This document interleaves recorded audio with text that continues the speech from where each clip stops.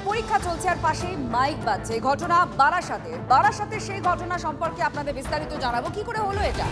Barasat government স্কুলের পাশে mic বাজানোর প্রতিবাদ করেন অভিভাবকরা। পরীক্ষা চলাকালীন কেন মাইক বাজছে এই প্রশ্ন তোলেন তারা। তৃণমূলের সভার জন্য স্কুলের পাশেই মাইক বাজানো হচ্ছিল। পরীক্ষার সময় কেন মাইক বাজানো হচ্ছে স্কুল কর্তৃপক্ষের কাছেও প্রতিবাদ অভিভাবকদের। স্কুল আমল না দেওয়ায় থানায় গিয়ে বিক্ষোভ দেখান অভিভাবকরা। পরীক্ষা চলছিল স্কুলে আর সেই সময় মাইক বাজানো হচ্ছিল এবং তা নিয়ে প্রতিবাদ করেন অভিভাবকরা। আমল দেননি স্কুল কর্তৃপক্ষ, থানায় গিয়ে অভিভাবকরা প্রতিবাদ জানাতে শুরু করেন। তৃণমূলের সভার জন্য স্কুলের পাশেই মাইক বাজছে।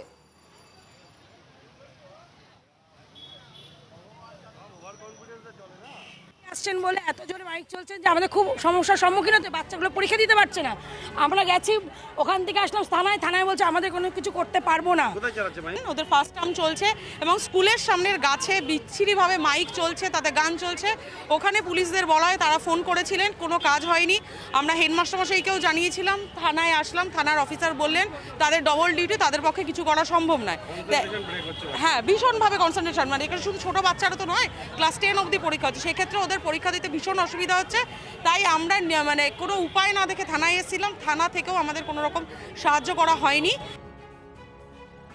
আপনারা শুনলেন অভিভাবকদের বক্তব্য। পরিষ্কারভাবে তারা বলছেন যে থানায় এসেছিলেন কোনো উপায় না পেয়ে, কিন্তু থানা থেকেও কোনো সমস্যার সমাধান তারা পাননি। একদম স্কুলের পাশেই এই মাইক বাজানো হচ্ছিল এবং তৃণমূলের একটি সভা, তার জন্য মাইক বাজছিল।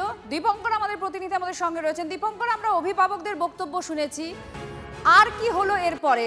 মাইক কি বন্ধ হলো এই প্রতিবাদের পরেও? দেখো, এখনো পর্যন্ত যা হয়েছে তাতে তোমায় প্রথমে দেখাই, এই যে বারাসাত গভর্নমেন্ট স্কুল, এই স্কুলের গোটা বিল্ডিং জুড়ে পরীক্ষা চলছে এবং এর পাশে যে মাইক রয়েছে সেই মাইক এখনো পর্যন্ত খোলা হয়নি, কিন্তু ঠিক স্কুলের অপোজিটে যে মাইক দুটো রয়েছে সেই মাইক দুটোর লাইন খুলে দেওয়া হয়েছে, অর্থাৎ এই মাইক দুটো বাজবে না। কিন্তু দূরের যে মাইকটা বাজছে, যখন বাজানো হচ্ছে তখন তার কাছাকাছি যে স্কুলের বিল্ডিং রয়েছে সেই বিল্ডিংয়ের ভেতরে কিন্তু পরীক্ষা চলছে। এই অভিযোগ সঙ্গে থাকো, অমিত শাহ আর ছবি আপনাদের দেখাবো। আজকে তার রাজ্যে কর্মসূচি আছে, সংকল্প পত্র তিনি প্রকাশ করবেন বিজেপির। কলকাতা বিমানবন্দর থেকে তার কনভয় বেরোচ্ছে, সেই ছবি এই মুহূর্তে সরাসরি আপনারা দেখতে পাচ্ছেন। আজ 2 জেলায় জোড়া কর্মসূচি রয়েছে অমিত শাহ।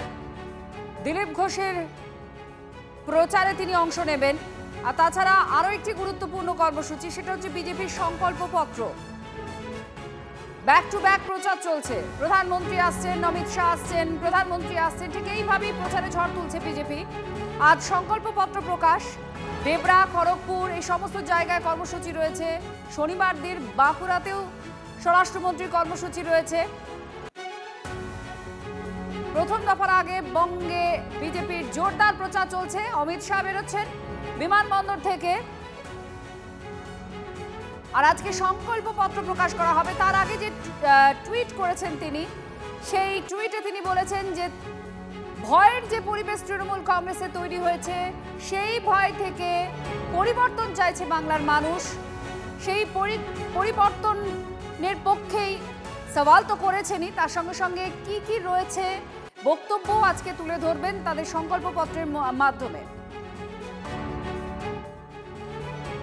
অমিত শাহ বেরোনোর ছবি আপনারা দেখতে পাচ্ছেন এই মুহূর্তে, তার কনভয় যে বেরোচ্ছে সেই ছবি আপনারা দেখতে পাচ্ছেন ডান দিকে। আজকে সংকল্প পত্র প্রকাশ করবেন, কর্মসূচি রয়েছে। আজকে 2টো কর্মসূচি আছে অমিত শাহ।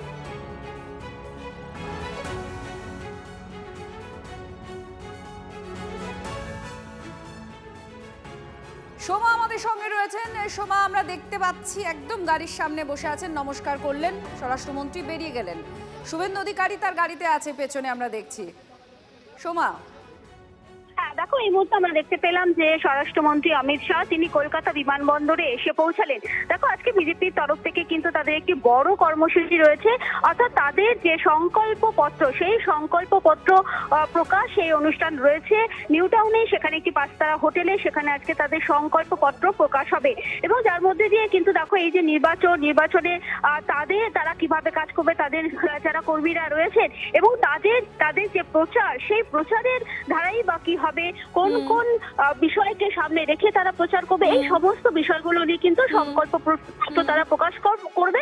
তাছাড়াও কিন্তু আমরা বিজেপি সূত্র থেকে জানতে পারছি যে তার কিন্তু আজকে একাধিক কর্মসূচি রয়েছে, যেমন কি কি রয়েছে আরো বিস্তারিতভাবে জানাচ্ছেন সোমা আমাদের প্রতিনিধির সঙ্গে আরো এক প্রতিনিধি প্রদীপ্ত আমাদের সঙ্গে রয়েছেন। প্রদীপ্ত, এই শহরে প্রবেশ করলেন অমিত শাহ, একাধিক কর্মসূচি এবং সংকল্পপত্র, বারবার রাজ্যের শাসক শিবির থেকে বা অন্যান্য বিরোধীদের তরফ থেকে বলা হচ্ছিল যে বিজেপি কোনো রকম কোনো ইস্তাহার বা সংকল্পপত্র কেন প্রকাশ করতে পারছে না, এই প্রশ্ন বারবার তোলা হচ্ছে। অবশেষে সেই সংকল্পপত্র প্রকাশ করা হবে।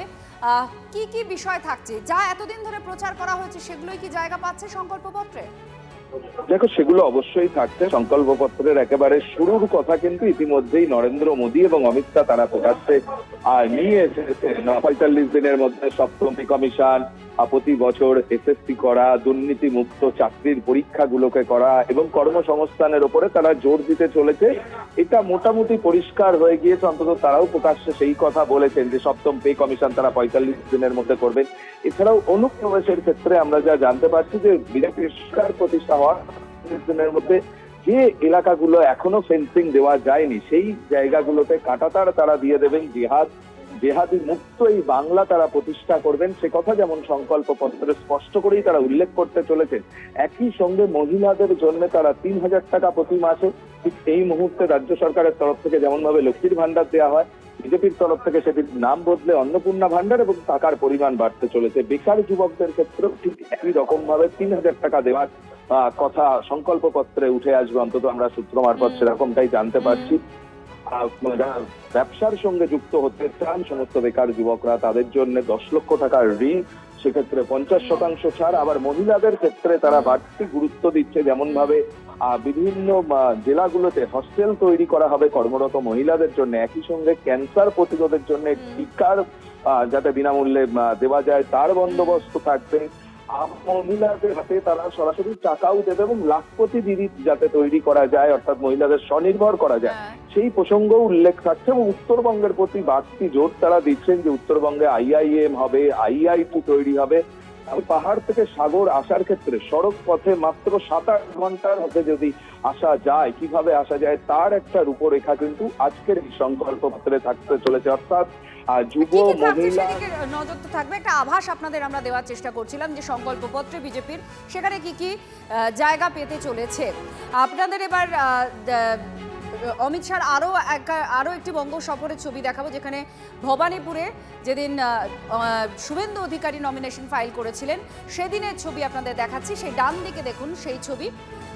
আর এই ভবানীপুরে এবার জিতবে, পরিবর্তন হবে, একথা গতকাল প্রধানমন্ত্রী বলেছেন, এই দাবি করেছেন। আর সেই ভবানীপুরে এক ভোটে হলেও জিতবেন মমতা বন্দ্যোপাধ্যায়, সেই আত্মবিশ্বাসী সুর মমতা বন্দ্যোপাধ্যায়ের গলায় আমরা আগে শুনেছি। তো এই মুহূর্তে দুটো ছবি আপনাদের দেখাচ্ছি। বঙ্গ সফরে লাগাতার আসছেন অমিত শাহ, বলেছেন তিনি 15 দিন ধরে থাকবেন এখানে, এই বঙ্গ জয় করেই তিনি যাবেন, একথা তিনি বারবার বলেছেন। আর এই মুহূর্তে আপনাদের ডান দিকে একদম শুভেন্দু অধিকারীর মনোনয়নের ভবানীপুরের প্রার্থী হিসেবে মনোনয়ন জমা দিচ্ছিলেন সেদিনের ছবি দেখাচ্ছি। আর বাঁ দিকে অমিত শাহ আজ আবার এসেছেন, তার জোড়া কর্মসূচি আছে, সংকল্পপত্রের প্রকাশ আছে, সেই কর্মসূচিগুলোর জন্য তিনি আজ এসেছেন। बंगाल चुनाव में 15 दिन तक मैं बंगाल में ही रहने वाला हूं। आप सभी के साथ बातचीत करने का बहुत मौका मिलने वाला है। हमारे चारों प्रत्याशियों के नामांकन के लिए और विशेषकर शुभेंदु अधिकारी के नामांकन के लिए मैं आया हूं। चुनाव के पहले ही करीब करीब समग्र बंगाल का मेरा दौरा हुआ है।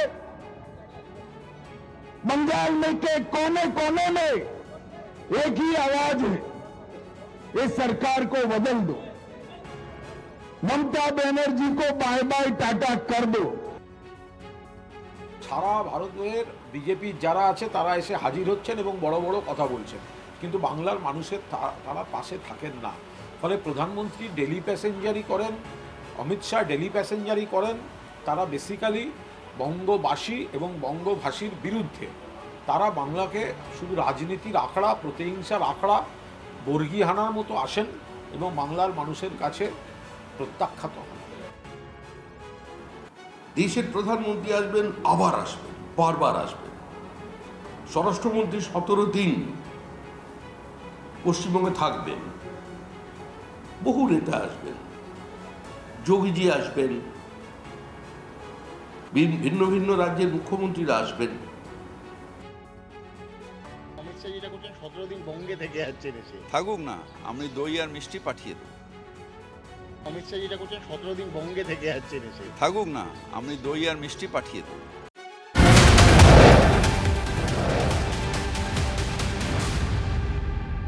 আজ সংকল্পপত্র প্রকাশের ঠিক আগে সকালে একটি পোস্ট করেন অমিত শাহ। সেখানে নিশানায় তৃণমূল কংগ্রেস। তৃণমূলের অত্যাচারে অতিষ্ঠ, বাংলা পরিবর্তন চাইছে, বাংলায় পা রাখার আগেই সুর চড়িয়ে সোশ্যাল মিডিয়ায় এই পোস্ট করেন অমিত শাহ। অমিত শাহর সেই পোস্ট, যেখানে তৃণমূলের ভয়ের শাসন চলছে এই রাজ্যে, সেই জন্য মানুষ পরিবর্তন চাইছেন, এ কথা লিখেছেন তিনি তার পোস্টে। আজ সংকল্পপত্র প্রকাশ, তার আগেই তৃণমূলকে তিনি নিশানা করেন সোশ্যাল মিডিয়ায়। আর এই বাংলা পরিবর্তন চাইছে, পরিবর্তন হবেই, এ কথা লিখেছেন অমিত শাহ তার পোস্টে। তারা বলে না যে উত্তরপ্রদেশের লোক ত্রাসে নেই, বুলডোজার চলছে, যেখানে ইচ্ছে যাকে ইচ্ছে মারধর করা হচ্ছে, সন্দেহ প্রকাশ করে পিটিয়ে মেরে দিচ্ছে। দিল্লিতে সন্ধ্যে 7টার পর কেউ বেরোতে পারে না, মহিলারা বাইরে। উল্টো দিকে মণিপুরের কথা নাই তুললাম, সেখানে ত্রাসের ব্যাপারে অমিত শাহ কি কটা স্টেটমেন্ট দিয়েছে। খুন করা হয়েছিল 1000-এর উপর লোককে, কি স্টেটমেন্ট দিয়েছেন? ত্রাস দেখাচ্ছেন, জঙ্গলরাজ বলছেন। শুধু একটা রাজ্যকে ছোট করার জন্য, বাঙালিদের ছোট করার জন্য দায়িত্ব পেয়েছেন কেন্দ্রের, তাও কোয়ালিশন সরকার। সাহস হয় কি করে বাংলাকে অপমান করার?